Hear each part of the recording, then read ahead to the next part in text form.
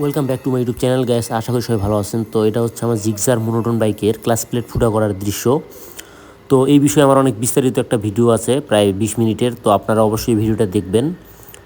আমি শোরুমে গিয়ে মেকানিকের সাথে অনেক তর্ক বিতর্ক করেছি। তো তারপরে আর কি আমার বাইকে আগে 2টা ছিদ্র ছিল, পরবর্তীতে তারা আরও 4টা করে, এই তো হচ্ছে টোটাল 6টা। তো এটা কেন করলো, তো এই বিষয়ে আমি বিস্তারিত ভিডিওটি আনবো। অবশ্যই আমার চ্যানেলের সাথে যুক্ত থাকবেন এবং এই ভিডিওটি দেখতে থাকবেন, কারণ এই বিষয়ে অনেকেই নানা ধরনের প্রশ্ন আছে যে এটা আসলে তারা কেন করে। তো আমার কথা হচ্ছে যে একটি কোম্পানি একটি বাইক তৈরি করে, তারা কত গবেষণা করার পর, মানে রিসার্চ করার পর, তো তারা কি আসলে বুঝতে পারলো না যে এখানে আমি 2টা ছিদ্র দিলে এখানে মোবিলটা কম যাবে? তো এটা কেন তারা বুঝতে পারলো না?